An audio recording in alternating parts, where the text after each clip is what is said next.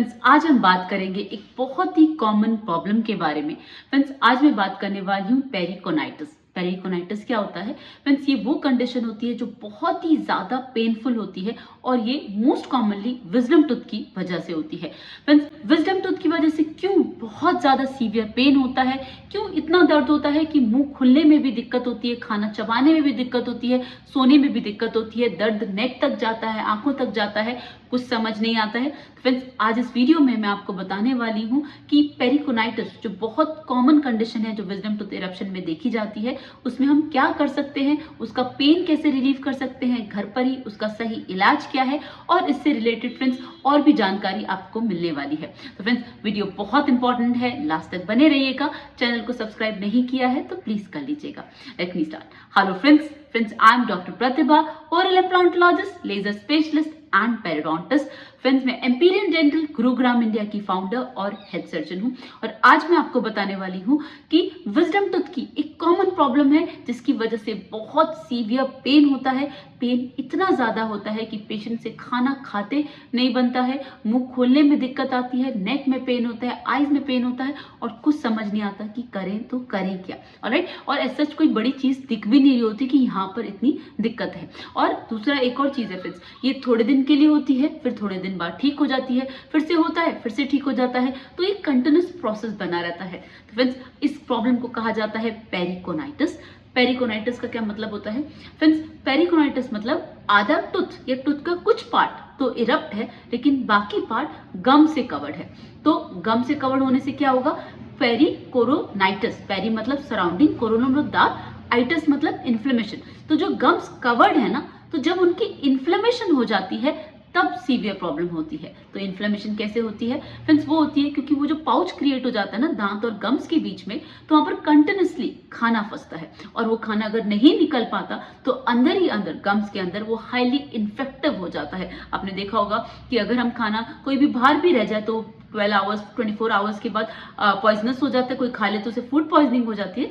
Similarly अगर दांतों के बीच में गम्स के अंदर खाना फंसा रह जाएगा तो हाईली पॉइजनस हो जाएगा गम्स के लिए, बोन के लिए, पूरी बॉडी के लिए, और वो वहां पर पस को रिलीज करना स्टार्ट कर देगा। अंदर ही अंदर काफी इन्फेक्शन होगा, पस डिस्चार्ज होगा, उसकी वजह से प्रेशर बनेगा और ये बहुत सीवियर पेन में कन्वर्ट हो जाएगा। ऑलराइट, तो फ्रेंड्स ये मोस्टली विजडम टूथ में देखा जाता है, लेकिन ये किसी भी टूथ के साथ हो सकता है। जब टूथ इरप्ट होना चाहे लेकिन नहीं हो पा रहा है तो आधा टूथ कवर्ड है या टूथ का कुछ पार्ट कवर्ड है, बाकी गम से कवर्ड है जो इन्फ्लेम्ड हो गए हैं और वहां पर काफी सीवियर पेन है। इसे बोला जाता है पेरिकोरोनाइटिस। ऑलराइट, अब विजडम टूथ में क्यों ज्यादा पेन दिखता है फ्रेंड्स? उसका आंसर ये है कि विजडम टूथ के लिए अब हमारे जॉज में बिल्कुल भी स्पेस नहीं है। हमारा जॉ साइज आफ्टर एवोल्यूशन बहुत छोटा हो चुका है, उसमें थर्ड मोलार के लिए कोई जगह नहीं है, सिर्फ 2 ही मोलार्स आ सकते हैं। ऑलराइट, बट विजडम टूथ क्योंकि जेनेटिकल बर्ड होता है, एक जनरेशन से दूसरी जनरेशन में से आना होता है, तो उसे जहां से जगह मिलती है वो वहां से आने की कोशिश करता है। तो अगर वो टेढ़ा आ रहा है, लेटा हुआ आ रहा है, किसी भी कंडीशन में वो आ रहा है, तो उसका कुछ पार्ट तो गम्स के बाहर आ जाता है, बाकी पार्ट उसका गम्स और बोन के अंदर होता है। तो उससे क्या होता है फ्रेंड्स? वो इन्फेक्शन जो बन जाता है उसकी वजह से जो प्रेशर क्रिएट हो जाता है उससे काफी ज्यादा प्रॉब्लम होती है। पेशेंट को बहुत सीवियर पेन होता है, वो पेन अनबेयरेबल होता है, वो पेन नेक और आईज तक रेडिएट करता है, हेडेक होता है सीवियर और कुछ भी खाते नहीं बनता। दूसरा, मुंह खुलना काफी ज्यादा कम हो जाता है। तो फ्रेंड्स ऐसी कंडीशन में आप क्या करेंगे? ऑलराइट, मैंने लास्ट वीडियो में भी बताया था, फिर से बता रही हूँ कि हमें जब भी ऐसी कोई सिचुएशन आए हमारे सामने, हमें अगर पॉसिबल है तो सबसे पहले अपने नियर बाय डॉक्टर के पास पहुंचिए। वहां पर पहुंच के देखिए कि आपके टूथ की कंडीशन क्या है। अगर सीधा आ रहा है, एडजेसेंट टीथ को डैमेज नहीं कर रहा है, कोई दिक्कत नहीं है उसकी वजह से, बस गम्स कवर्ड है, तो वो ट्रीटेबल है। ऑलराइट, फ्रेंड्स अगर पेरिकोनाइटिस है और उसकी वजह से एडजेसेंट टूथ को कोई डैमेज नहीं है, अंडरलाइन नर्व्स को डैमेज नहीं है, बोन को कोई डैमेज नहीं हो रहा, बस गम्स कवर्ड है, उसकी वजह से वहां पर इन्फेक्शन हो रहा है, तो अगर आप वो कॉज हटा देते हैं, इसे ओपरकुलम बोलते हैं, अगर आप इसको हटा देते हैं और उसकी वजह से जो इन्फेक्शन हुआ है हम उसे हटा देते हैं तो आपकी प्रॉब्लम सॉल्व हो जाती है और वो टूथ प्रॉपर इरप्ट हो जाता है। ऑलराइट, तो इस ट्रीटमेंट को कहा जाता है ओपोक्यूलेक्टोमी। दैट मीन्स जो ओपोक्यूलम बन गया है टूथ के ऊपर, जो इन्फेक्टेड लेयर है वो पूरी हटा दी जाती है, टूथ के चारों तरफ से प्रॉपर इन्फेक्शन हटा दिया जाता है, एकदम नॉर्मल टूथ की तरह उसे एक्सपोज कर दिया जाता है। एक बार वो आपने कर लिया, उसके बाद टूथ प्रॉपर इरप्ट हो जाता है और वो आपके बाकी मोलाज की तरह एक्ट करने लगता है। ऑलराइट, बस हमेशा कंडीशन एक ही रहती है जो मैं हर पेशेंट को बार बार बोलती हूँ कि अगर आप कमिट करते हैं कि आप अपने विजडम टूथ के लास्ट सरफेस तक जाके उसे क्लीन करेंगे, मेंटेन करेंगे, तभी उसको सेव करवाइए, अदरवाइज निकलवा दीजिए। बिकॉज अगर आपने लास्ट टूथ तक मेंटेन नहीं किया, वहां से क्लीनिंग नहीं करी, तो फिर गम और बोन इन्फेक्शन हो जाएगा और बाकी सारे टीथ में स्प्रेड होगा। तो फ्रेंड्स, बहुत ज्यादा जरूरी है जॉज का जो भी लास्ट टूथ है उसके लास्ट सरफेस तक आपको क्लीन करना है। अगर आप उसे नहीं क्लीन कर पाएंगे तो फ्रेंड्स पायरिया होने के बहुत चांसेस हैं। ऑलराइट, और उसके अलावा कोई और कंडीशन है, दैट मीन्स दांत टेढ़ा है, लेटा है, कुछ भी है, अगर वो सीधा नहीं है तो उसे तत्काल निकलवाना है, इमीडिएट उसका ट्रीटमेंट होना चाहिए,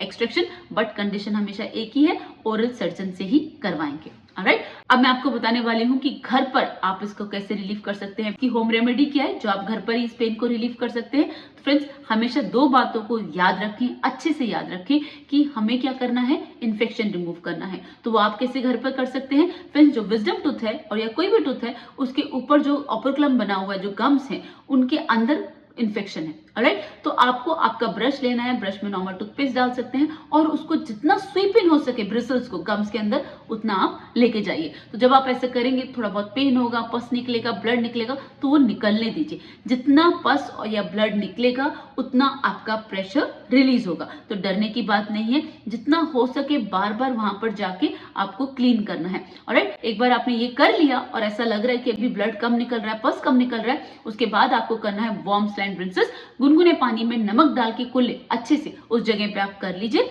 उसके बाद आपको काफी रिलीफ मिल जाएगा। And after that finger tip की मदद से आप उस एरिया को थोड़ी सी मसाज करेंगे। थोड़ा बहुत पेन होगा बट फिर भी बेयर कर लीजिएगा। तो थोड़ा अगर कुछ भी इन्फेक्शन रहता है या पस निकलता है तो वो निकल जाएगा। ऑलराइट, जितना ड्रेन हो सके उतना।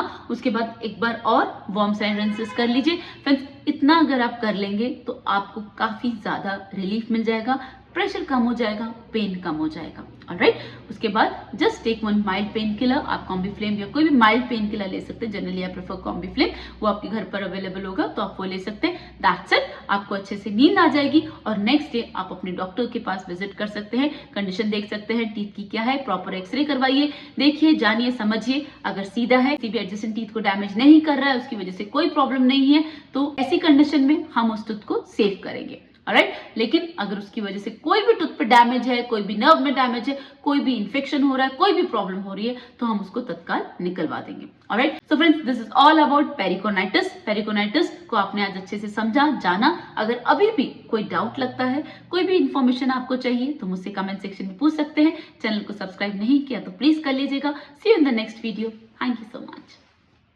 Don't forget to flaunt your beautiful smile, and that makes you so beautiful.